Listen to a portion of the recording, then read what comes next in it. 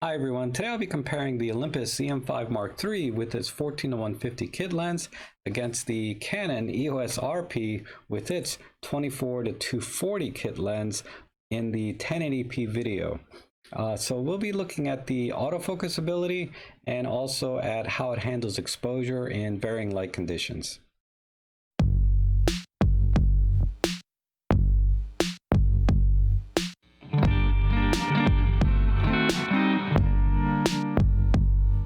So I thought this would be a fair comparison because these cameras right now are priced very similarly here in the US market, both being at $14.99 with their respective kit lenses.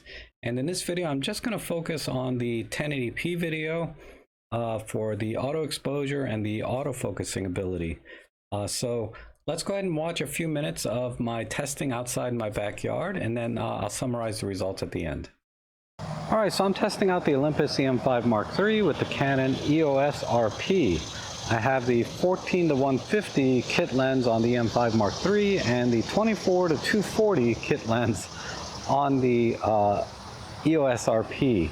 So they're fairly equivalent of lenses. I think the Olympus would be what, 28-300 versus 24-240, so it's a little bit longer, but other than that, they're pretty much the same. So this is an idea of how the camera exposes in very contrasty light. I do have both cameras set on full HD. On the Canon, it's pretty much one full HD setting, 24p. On the Olympus, I set it to full HD 24p superfine. It does have a higher setting, all intra, but I don't think the Canon matches that. I'll have to look at the bit rates, but that doesn't really matter because I'm not like running around really fast, right? So how's the exposure doing and how's the focus? Are both cameras focused on my face? And if I move up to the cameras, and there's going to be a little parallax error because I have the cameras side by side to each other, but I wanted them to shoot in the exact same lighting conditions. So let's see. How's that? How's it doing? Is it keeping up? I mean, I can see the little white box on the Canon. It has a little square right on my eye right now, and the Olympus, it turns off the little face detect box, and I do have face detect set to both of them. Canon calls it like tracking with eye detect, but supposedly it's supposed to do a really good job. And in full HD, I believe the Canon does use the phase detect autofocus. And I'm wearing my hat today, so that might make it a little more challenging. And I didn't bring my sunglasses, but I know that would probably kill both of them for eye detect. But let me turn around and talk about these trees here my neighbors have. I have no idea what they are. We have one with some red flowers and one with some like normally white flowers. And yeah, we both need to cut our grass. That's all I can say. Now, again, I'm not really moving very fast, so I'm gonna walk back. And I don't know if at this distance we could even tell if the cameras are focused on my face or not, because at this point the depth of field is going to be pretty wide anyway. Which is, you know, I was watching some reviews of the Canon RP, and they were saying that the face detect, eye detect loses track once you get kind of further away from the camera.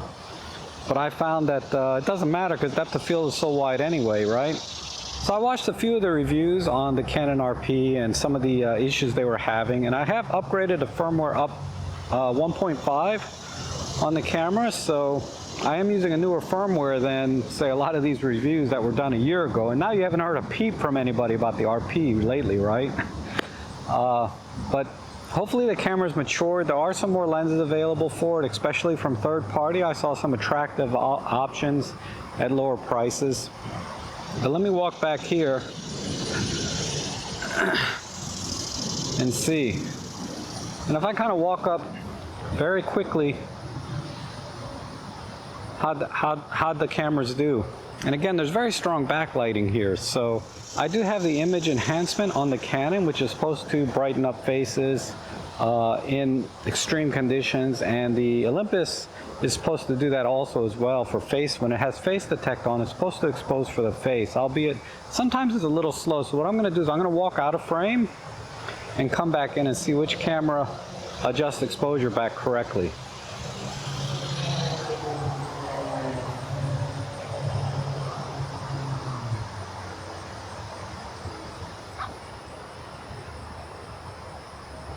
Ooh, pretty much about the same speed. The light's changing on me as I'm walking in the scene, but we'll do that one more time.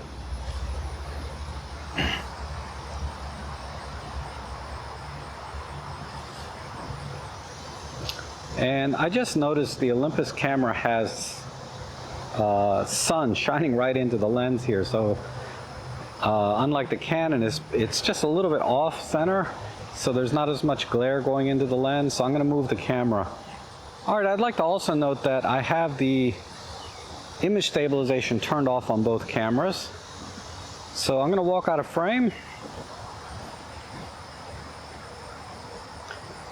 Now I'm walking back in the frame. The exposure didn't change much, I don't think. Let me see. It did darken a little, I can tell by looking at the back of the screen on the Canon. And then when I come back in the frame, it's okay.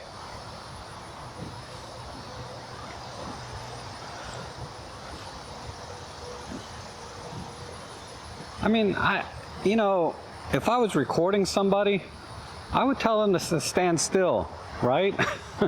But everybody likes to do these kinds of tests where, you know, people are turning around and coming back. And I guess that's kind of useful, but for the most part, it's not real life. You know, most of the time you're going to tell people, just stand still. Unless you're recording kids or something playing around. I guess there's some use for that, but rarely are they facing directly at you anyway. Alright, so that's enough of my jibber jabber. I'm standing probably about 3 meters back, or 10 feet. So I'm going to walk, or let me just turn around first and come back around. Like I said, I doubt at this range or distance and focal length. I'm at a 25 millimeter on the Olympus and 50 millimeter give or take on the Canon. I tried to frame these exactly the same. So if I walk out of frame, I'll let the exposure adjust, and then I'll walk back into frame. Who's doing a better job of getting me back into the proper exposure? I mean, from here it looks like the Canon, but it looks almost too bright. Alright, so now we're on enhanced digital image stabilization on the Canon, and we're on MIS1 on the Olympus. How's the exposure holding up? And let's move over into a darker area. And we'll pan over to the brighter area. I mean, they do a pretty good job either way, right? All right, let's see how the cameras are doing now. If I walk this way, and then I'm gonna walk away from the trees behind me, so just keep an eye on the tree line. Oh my God. I only have the strength to do this for about a minute, if that. But here we go. I mean, you could probably hold this more steady if you were just holding one camera. But this is, I'm holding up probably about 10 pounds here. All right. I'll have to weigh it when I get in, what this weighs, and then work out with this weight.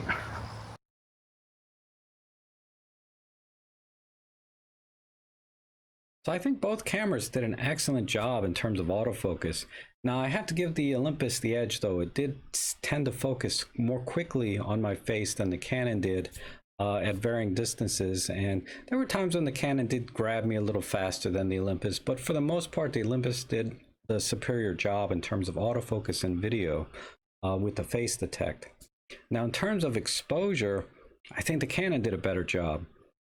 Because I was standing in shade against very strong backlighting. This was morning light, so the sun was still relatively low, and with this auto lighting enhancement thing set, it easily raised the exposure to a good level so that you could see me very clearly.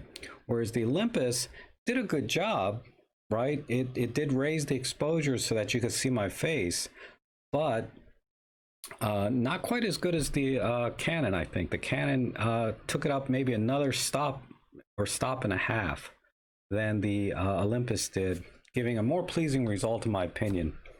And the segue into the colors, I think the Canon also did a better job with the colors. They were much warmer, much more natural looking, I think. The Olympus, in its defense, was more accurate, right? Because standing in the shade against strong backlighting, the colors are going to be cooler in real life. So I would say the Olympus was more accurate. And also the Olympus has the option to shoot in a flatter profile so that you'll be able to grade much easier in post-processing if you wanted to. And I did try to grade a little bit the natural color profile I had, but it's not ideal for grading. You know, you really want to shoot in a flat profile, but it can be done to some extent. So in terms of image stabilization, clearly the Olympus did a better job. You know, the focal lengths that I was using, you know, 12 and 14 millimeters were too tight to really get a good feel of how it'd be for vlogging. So I'm going to redo the test with a wider angle lens. And that'll be a whole separate video about image stabilization, but I just wanted to kind of give you a feel for what it's like, you know, using the lenses I had at the time. And like I said, the Olympus did a better job. So let me know what you thought of the test and the comparisons. And if you'd like me to do any other kind of tests, just leave them in the comments below. But again, this is just my first test that I wanted to share with you. I'll be doing many more comparisons. And so stay tuned, and hopefully we'll see you again soon.